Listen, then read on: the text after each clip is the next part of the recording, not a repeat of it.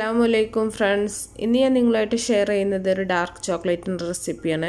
ഇത് നമ്മൾ കോമ്പൗണ്ടൊന്നും ഇല്ലാണ്ട് തന്നെ വളരെ ഈസി ആയിട്ട് ഉണ്ടാക്കാൻ പറ്റുന്ന നല്ലൊരു റെസിപ്പിയാണ്. കുട്ടികൾക്കൊക്കെ ഒരുപാട് ഇഷ്ടപ്പെടും. അതുപോലെ തന്നെ വീട്ടിലുണ്ടാക്കുന്ന സമയത്ത് നല്ല ഹെൽത്തി ആയിട്ടുള്ള ചോക്ലേറ്റ് തന്നെ നമുക്ക് ഉണ്ടാക്കാനും പറ്റും. അപ്പോൾ ഈ റെസിപ്പി എങ്ങനെ ചെയ്യുന്നത് നോക്കിയാലോ.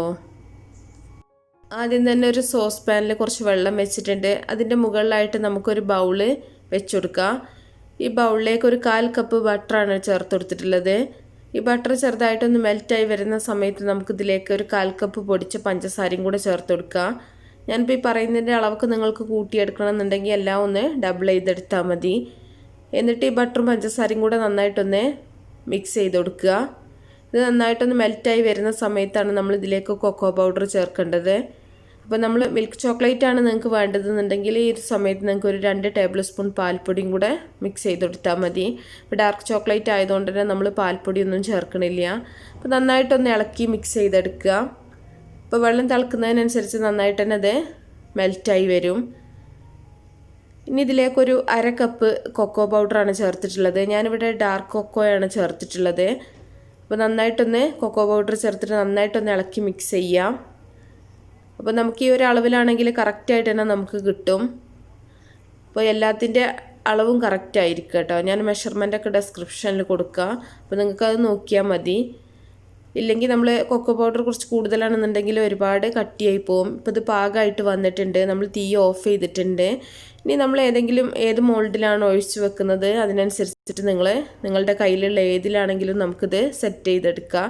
ഞാനിപ്പോൾ ഇതുപോലത്തുള്ള ഒരു ട്രേയിലാണ് ഇത് ഒഴിച്ച് വെക്കുന്നത്. അപ്പോൾ കുറച്ച് ചൂടാറിയതിന് ശേഷമാണ് ഒഴിക്കുന്നത് കേട്ടോ. അതൊരു പ്ലാസ്റ്റിക് ട്രേ ആയതുകൊണ്ട് തന്നെ ഒരുപാട് ചൂടോട് കൂടി നമുക്കിതിലേക്ക് ഒഴിച്ചു കൊടുക്കാൻ പറ്റില്ല. അപ്പോൾ അതുകൊണ്ട് തന്നെ കുറച്ചൊന്ന് ചൂടാറിയതിന് ശേഷം ഇതുപോലെ ഞാൻ ഒഴിച്ചു കൊടുക്കുന്നുണ്ട്. ഏത് ഷേപ്പിൽ വേണമെങ്കിലും നിങ്ങൾക്കിത് സെറ്റ് ചെയ്തെടുക്കാം. ഇനി ഇതിൻ്റെ മുകളിൽ നിങ്ങൾക്ക് വേണമെന്നുണ്ടെങ്കിൽ ഇതുപോലെ കുറച്ച് നട്ട്സ് ചേർത്ത് കൊടുക്കാം. ഞാൻ കുറച്ച് കാഷ്യൂ ഒന്ന് പൊടിച്ചെടുത്തിട്ടുണ്ട്. അണ്ടിപ്പരിപ്പ് ചെറുതായിട്ടൊന്ന് മുറിച്ചെടുത്തിട്ടുണ്ട്, അതിട്ട് കൊടുക്കുന്നുണ്ട്. അതുപോലെ ഒന്നിൽ കുറച്ച് പിസ്ത ഇട്ട് കൊടുക്കുന്നുണ്ട്. ഓരോന്നായിട്ട് ഓരോ ടേസ്റ്റിൽ കിട്ടാൻ വേണ്ടിയിട്ട് ഇതിൽ കുറച്ച് ബദാമാണ് ചേർത്ത് കൊടുക്കുന്നത്. അങ്ങനെ ഓരോന്നിലും നമ്മൾ വ്യത്യസ്തമായിട്ട് ഇതുപോലെ ചെയ്യണമെന്നുണ്ടെങ്കിൽ കുറച്ചും കൂടെ ടേസ്റ്റി ആയിട്ട് നമുക്ക് ചോക്ലേറ്റ് കഴിക്കാൻ പറ്റും. ഇതിൽ കുറച്ച് നമുക്ക് ഡെസ്കേറ്റഡ് കോക്കനട്ട് ചേർത്ത് കൊടുക്കുക. അങ്ങനെ മാറി മാറി നമുക്കിതിലെല്ലാം മുഴുവനായിട്ട് തന്നെ ഇതുപോലെ ഇട്ടുകൊടുത്തതിന് ശേഷം ഇത് സെറ്റ് ചെയ്തെടുക്കാം. അപ്പോൾ അത് നിങ്ങൾക്ക് ഇഷ്ടമുണ്ടെന്നുണ്ടെങ്കിൽ മാത്രം നട്ട്സൊക്കെ ചേർത്താൽ മതി. നട്ട്സൊക്കെ ചേർക്കുകയാണെങ്കിൽ കൂടുതൽ നല്ല ടേസ്റ്റ് ഉണ്ടാവും.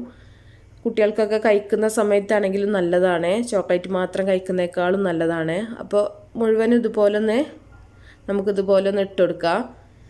അപ്പോൾ നിങ്ങൾക്ക് ഇഷ്ടമുള്ള എന്തും നിങ്ങൾക്ക് ഇതിൻ്റെ മുകളിൽ ഇട്ട് കൊടുക്കാം കേട്ടോ. വൈറ്റ് ചോക്ലേറ്റ് ഒക്കെ ഉണ്ടാക്കിയിട്ട് വേണമെങ്കിൽ അങ്ങനെ ചെയ്യാം. ഇനി ഒരു സ്പൂൺ വെച്ചിട്ട് നമുക്ക് ചെറുതായിട്ട് ഇതൊന്ന് പ്രസ് ചെയ്ത് കൊടുക്കുക. അപ്പോൾ നന്നായിട്ട് സെറ്റായി കിട്ടിക്കോളും. ഇല്ലെങ്കിൽ നമ്മൾ ചോക്ലേറ്റ് സെറ്റായി വരുന്ന സമയത്ത് നട്ട്സ് സെപ്പറേറ്റ് ആയി പോവും. അതുകൊണ്ട് തന്നെ ഒന്ന് ചെറുതായിട്ടൊന്ന് പ്രസ് ചെയ്ത് കൊടുക്കുക. എന്നിട്ട് നമുക്കിത് ഫ്രീസറിൽ വെച്ചിട്ട് 1 മണിക്കൂർ കഴിഞ്ഞിട്ട് പുറത്തെടുക്കുക. വെറും 1 മണിക്കൂർ മാത്രം വെച്ചാൽ മതി ഫ്രീസറിൽ. പെട്ടെന്ന് തന്നെ സെറ്റായി കിട്ടും. അപ്പോൾ 1 മണിക്കൂറിന് ശേഷം ഞാൻ പുറത്തെടുത്തിട്ടുള്ളതാണ്. നമുക്കിതുപോലെ റീമോൾഡ് ചെയ്തെടുക്കുക. നല്ല ഡാർക്ക് ചോക്ലേറ്റ് ഇവിടെ റെഡി ആയിട്ടുണ്ട്. നല്ല ടേസ്റ്റാണ് കഴിക്കാനായിട്ടും. അപ്പോൾ പുറത്തുനിന്നൊക്കെ വാങ്ങിക്കുന്നേക്കാളും കുട്ടികൾക്കൊക്കെ വീട്ടിൽ ഇതുപോലെ ഉണ്ടാക്കി കൊടുക്കുകയാണെങ്കിൽ നല്ലതാണ്. അപ്പോൾ എല്ലാവരും ഉണ്ടാക്കി നോക്കുക. എന്നിട്ട് നിങ്ങളുടെ ഫീഡ്ബാക്കൊക്കെ അറിയിക്കുക. അതുപോലെ ഇഷ്ടപ്പെടുകയാണെങ്കിൽ നിങ്ങൾ ലൈക്ക് ചെയ്യുക, അതുപോലെ ഷെയർ ചെയ്യുക. അപ്പോൾ നല്ല നല്ല റെസിപ്പികളൊക്കെ ആയിട്ട് ഇൻഷാ അല്ലാഹ് നമുക്ക് അടുത്തൊരു വീഡിയോയിൽ കാണാം. ഓക്കേ.